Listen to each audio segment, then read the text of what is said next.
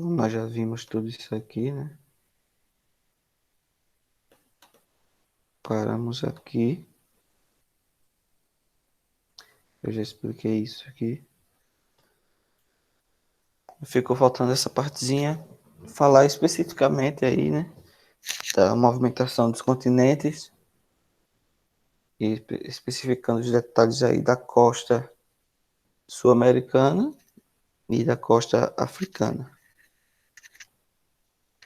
Tá, como já falei, a ideia é que elas eram unidas durante a Pangeia.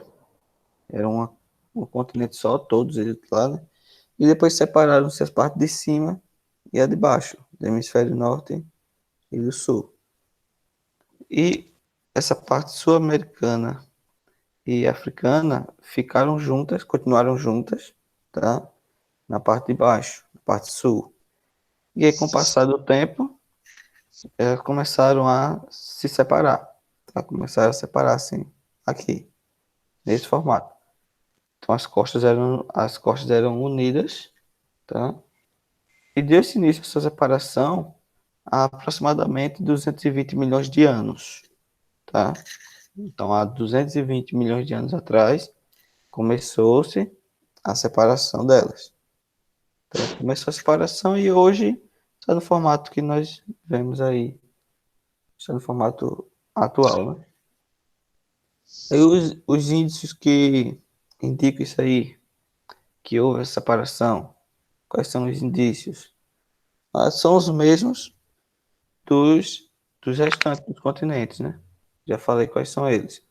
Que é o formato dos dois continentes aí, das duas costas, principalmente. Tem algum aluno que está na aula. Bom dia, atrasado. Vamos lá.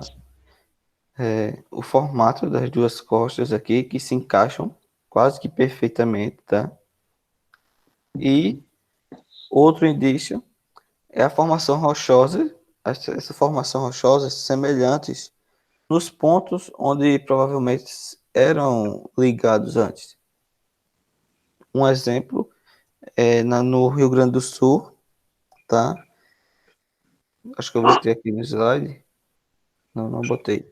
É, a formação de pedras basálticas no Rio Grande do Sul, na costa do Rio Grande do Sul, são idênticas à formação basáltica também, esqueci o nome do país, que seria ligado ao Rio Grande do Sul na época, quando eram juntas, que fica aqui na África, tá? Aqui, a formação rochosa aqui, semelhante à daqui, tá? Que são as rochas basálticas. São um dos indícios. Tem vários pontos aqui onde eram ligados, 220 milhões de anos atrás. As rochas são semelhantes dos dois continentes, tá? E outro ponto, outro, outro indício, é que fósseis de animais e plantas encontrados em um continente também eram encontrados no outro continente, próximo assim onde eram ligados antes, tá? Então encontrou aqui, também encontrou aqui, onde eram ligados antes. E esses animais e plantas eram impossíveis se não fossem juntos esses continentes, era impossível sair de um, atravessar todo o Oceano Atlântico e chegar no outro, tá? Então é outro indício de que esses continentes eram interligados antes, era apenas um. Entenderam aí? Com alguma dúvida? Não, então vamos lá. Agora isso aqui nós já falamos, tá? Nós vamos só detalhar mais um pouco como é que acontece, que é os fenômenos naturais e impactos ambientais, tá? Nós já falamos disso também. Mas só como tá aqui para falar novamente, vamos lá, né? Especificando o vulcão, os vulcões, tá?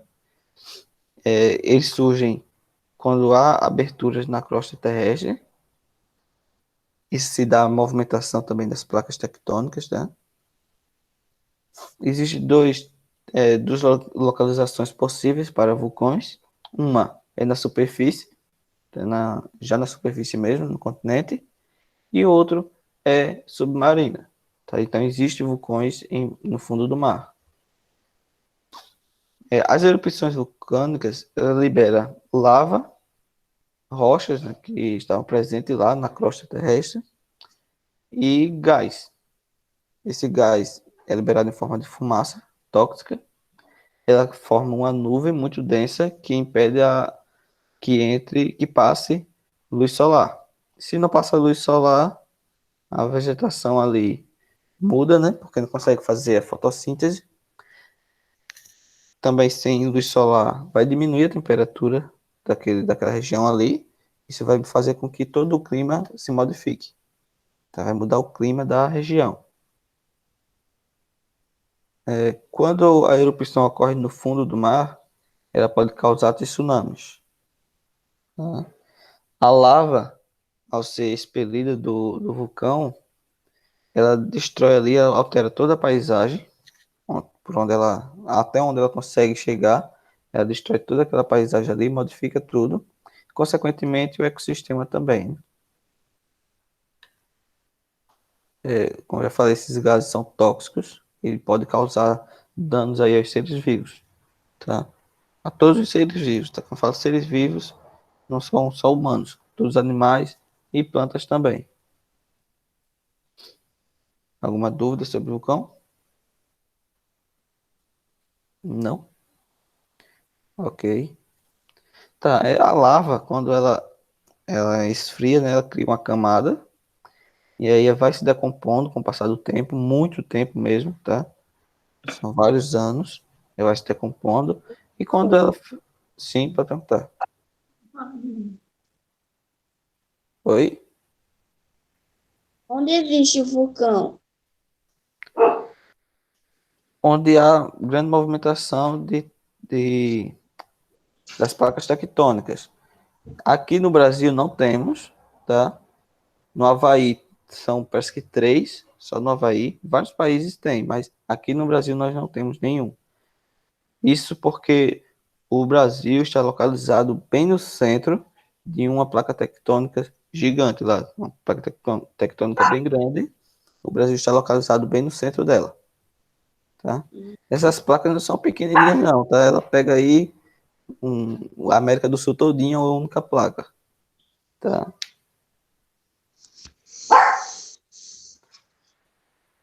Então, essa lava, quando ela esfria, cria uma camada, tá? Uma camada muito grossa, impede que a vegetação surja ali durante um bom tempo, leva anos para que venha se decompor. Quando ela finalmente se decompõe, o solo está totalmente fértil e pronto para outras árvores surgirem, para outra vegetação. Tá? Os terremotos. Ele ocorre quando as placas tectônicas se chocam, como elas estão sempre em movimento, tá?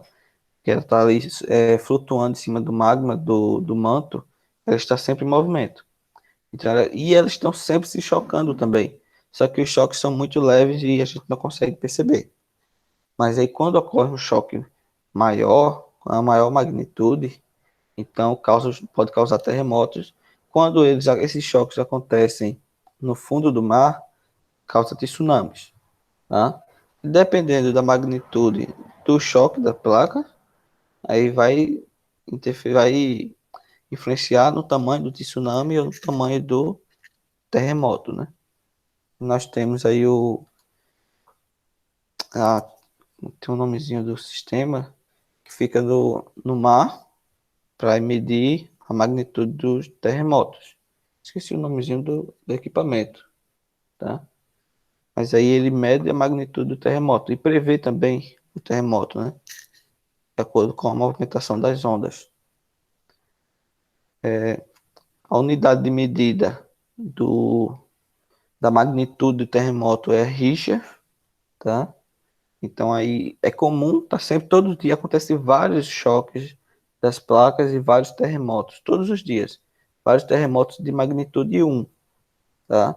Só que aí não dá para sentir pelas pessoas, as pessoas não conseguem sentir, só com o uso de aparelhos mesmo. E aí a maior magnitude já registrada passou um pouco de 9, nunca chegou a 10, tá? Mas são poucos os casos, são raros esses casos, que conseguem chegar à magnitude 9.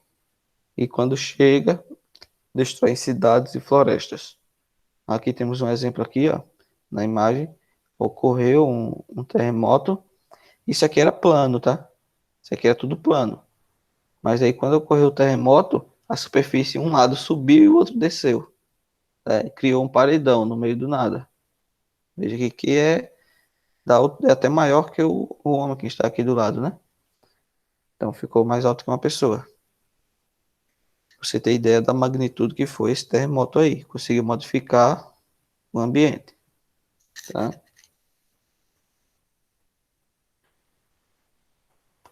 Aqui, dependendo da magnitude dos terremotos, isso pode causar impactos nos ecossistemas, como derrubar a vegetação, pode derrubar árvores, tá? Ele altera o habitat onde os animais vivem, tá? Quando ocorre o terremoto. E sem falar de vários animais que morrem também durante esse processo, né? Já falei, quando ocorre no fundo do mar, causa tsunami. Pronto, isso aqui eu já falei já. Ficou alguma dúvida sobre os terremotos?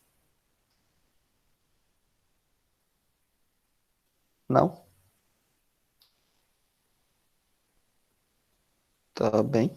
Então, nós concluímos o capítulo 3, que era só isso que faltava mesmo, pouca coisa.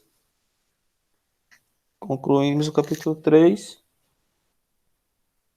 Ainda hoje eu mando atividade, vai ser do livro mesmo, tá?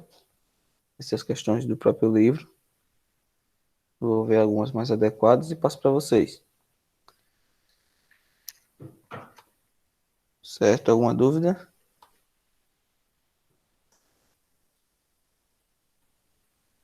Ok, então. Esse final de semana eu mando o link dos vídeos. E quarta e sexta a gente fica de revisão e tira dúvidas. E lembre-se, dia 6 prova, tá? Dia 6 é a prova. 6 de julho. Tá aí. Bom, já que ninguém tem dúvida, é só isso por hoje, tá, pessoal? Pode sair da aula já. Tchau, tchau. Tchau.